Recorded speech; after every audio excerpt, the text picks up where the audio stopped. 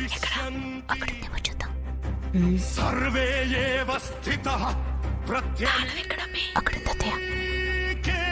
యోద్ధః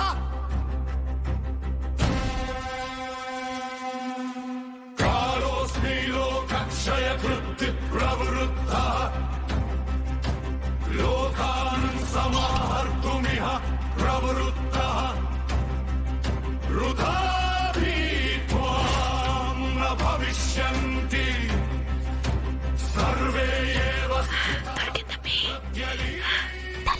ప్రత్యేకేషు యోద్ధః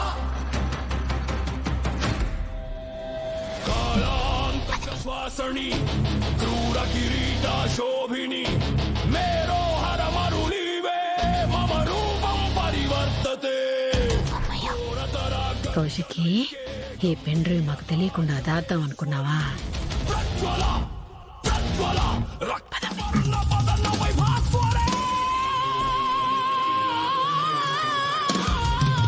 అప్పుడా ఇదిగోరా pen drive. విన్నావా కిడి? మీ ప్లాన్ తెలియక మేము లోపలికి వచ్చేసామే. నీ పైన అయిపోయినట్టే. ఇప్పుడు ఏం చేయాలి మినిస్టర్ గారు? మినిస్టర్ ఏంటి జేడి, మేడం గారు ఇప్పుడు ఎక్స్ మినిస్టర్ కదా. ఓ అవును కదా. Oh I'm really sorry ex minister గారు. అలవాటు పడిన పిలుపు కదా, ఫ్లోలో వచ్చేసింది. మేడం, మీ పవరు, పోస్టింగ్, పదవి అన్నీ ఒక్క కేసుతో అయినా ఇదొక్క కేసుతో ఆగదు. ఒక్కసారి నా కస్టడీలోకి వస్తే ఈ జన్మలోనే కాదు, పోయిన జన్మలో చేసిన తప్పులకు కూడా లెక్క కడతా. ఎవరు మేడం వీళ్ళు? నేరుగా ఇంట్లోకి వచ్చి ఏదేదో మాట్లాడుతున్నారు. ఒరేయ్ వద్దురా. మేం ఎవరో ఏం మాట్లాడుతున్నామో మేడంకి బాగా తెలుసు. కమలాకర్ గారి మీద మర్డర్ అటాక్ ప్లాన్ చేసిన నేరం మీద తాయారు గారిని అరెస్ట్ చేయడానికి వచ్చాం. మా అమ్మగారిని అరెస్ట్ చేస్తారా? ప్రాణాలతో ఉండాలని లేదా? చూడండి పోలీసులు, మా మేడం మీద చెయ్యేస్తే మీలో ఒక్కను కూడా వదిలిపెట్టే ప్రసక్తే లేదు. అవునా? ఏది టచ్ చేసి చూడండి. టచ్ చేయి, టచ్ చేయి, టచ్ చేయి, టచ్ చేయి.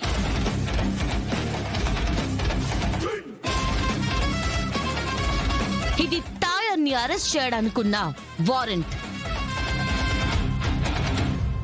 ఏకంగా సీఎం గారి నుంచే డైరెక్ట్ గా వచ్చింది. మినిస్టర్ అరెస్ట్ కి అడ్డొచ్చిన అందరినీ అరెస్ట్ చేయమని కూడా ఆర్డర్ ఉంది. జైలు చూడాలనుకుంటే ముందడుగు వేయండి.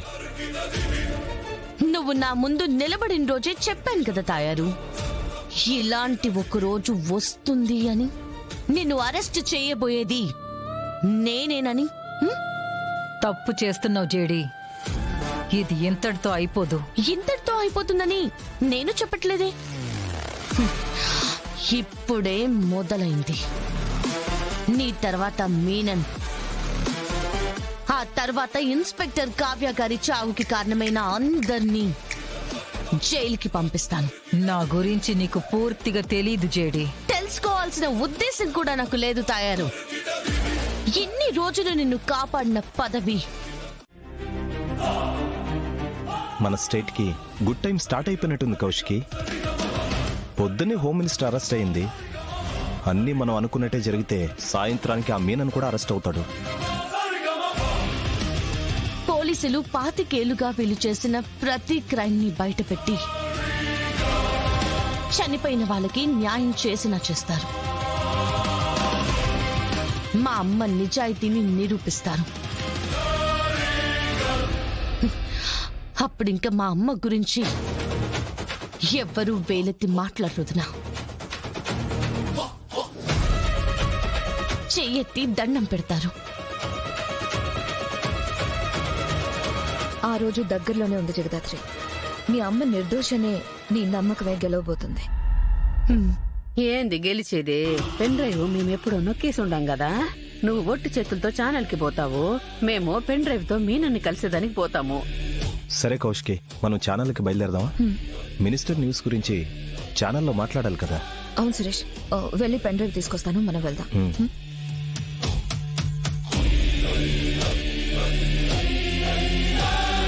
అత్తయ్య, ఇప్పుడు వదిన లోపలికి వెళ్ళి పెన్ డ్రైవ్ కనిపించడం లేదని గొడవ చేస్తే ఏం చేయాలో మీకు తెలుసు కదా. మీకంటే పెద్ద రచ్చ చేసి విషయాన్ని ఏడుకో తీసుకొని వెళ్ళిపోతావు.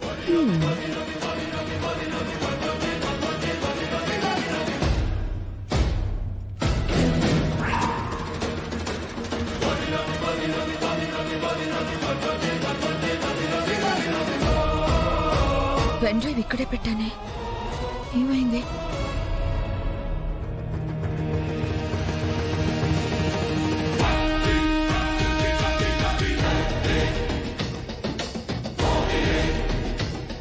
అసలు ఎక్కడా కనిపించట్లేదేంటి?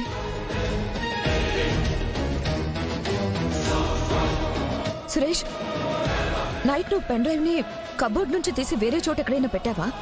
లేదు కౌశికి, నువ్వే కబోర్డ్లో జాగ్రత్తగా పెట్టానన్నావని నేను దాని గురించి కూడా పట్టించుకోలేదు.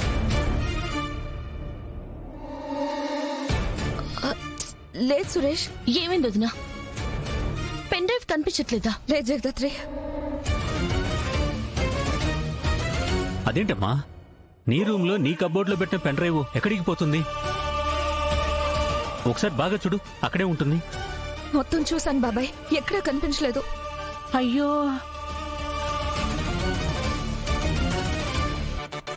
నిషి, మీరేమైనా పెన్ డ్రైవ్ ని చూసారా?